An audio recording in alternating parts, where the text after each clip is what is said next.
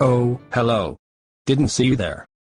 I'm Abraham Lincoln, or his revisionist, and potential third-party candidate, Ron Paul would say, the guy who's worse than Hitler.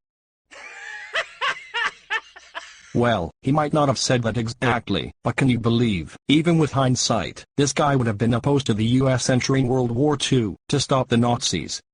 I mean seriously, he has knowledge of what happened, and the atrocities that went on, but would have waited for a German tank to roll down Pennsylvania Avenue because he does not believe Nazi Germany was a threat. Nazi Germany, the one that Hitler was running, the one that was busy exterminating Jews and blowing up half of Europe. That Nazi Germany. Okay, deep breath. I digress. The reason I'm here is to point out that Ron Paul is either a liar or ignorant of history, or both. With me tonight defending Ron Paul is Tommy Jefferson of Wahoo, Nebraska. Slavery had nothing to do with the Civil War. Even if you choose to ignore fact after fact of undisputable history, all you have to do is read the declarations of rebellion for some of the states. Hell, even pretend Vice President Alexander Stephens puts forth the reason in his cornerstone speech. Slay. There. Well, you could have just bought the slaves, like Ron Paul said. Nearly half the states seceded before I even held presidential power. And to say, we could have just bought the slaves, shows how ignorant you and Ron Paul are of the near 100 years of Congress working to find a peaceful solution. Paid emancipation. Tried and vehemently opposed by the South. Restricting the expansion of slavery into the territories. Tried and vehemently opposed by the South. And by the South, I mean those with political and economic power who were running things, not the brave soldiers who were just doing their duty and fighting the war. You started the war. The South seized federal property, fired on federal property and forcibly removed U.S. citizens. How's that for starting the war? Fort Sumter was the South's property. Built by the federal government, and paid for by the federal government. Isn't it kind of hypocritical to be libertarian, and be anti-property rights? Besides, if the South really believed Fort Sumter was theirs, why did they attempt to send a delegation to try and extort me into selling it to them? First of all, to recognize this delegation, would be to recognize the South as a sovereign nation, rather than a rebellion. Second, for people who claim to know so much about the Constitution, I was doing my constitutional duty to try and reunite the Union.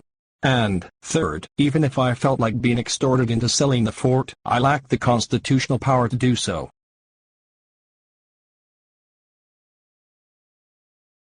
You are a racist who hates black people and actually supported slavery.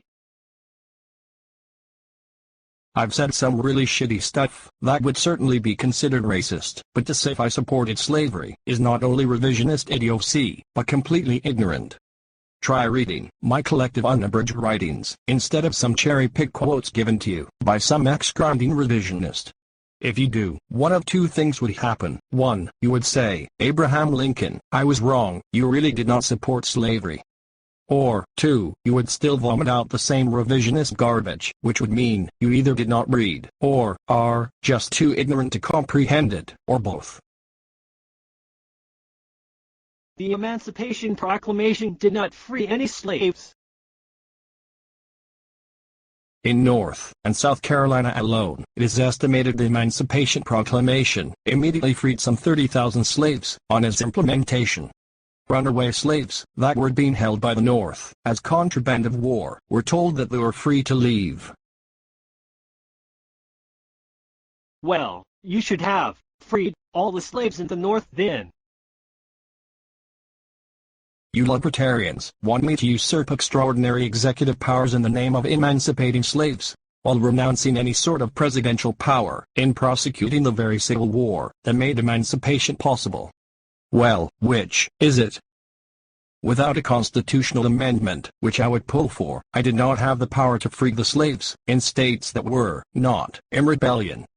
In dealing with states that rebelled, as Commander-in-Chief of the Army and Navy, under Article 2, Section 2 of the U.S. Constitution, I had the authority. You all really need to study the Constitution, and not just tell other people they need to do it. The South was a sovereign nation. Short story. Try reading Texas versus White. The Supreme Court and the Constitution disagree with you. Besides, in 4 years, not one country recognized the South as a sovereign nation. Everyone viewed the South for what it was: a rebellion. Pretoria, in that episode of The Family Guy, was more recognized as a country than the South. Brave people on both sides sacrificed and died because of a war which was started by those in the South with political and economic power, scared of losing their grip on slavery. Yes, well, you're an uneducated socialist who needs to study the Constitution, and Ron Paul thinks you are a tyrant. So, I win this debate. You're right, Tommy, you win the debate. Good night, everybody.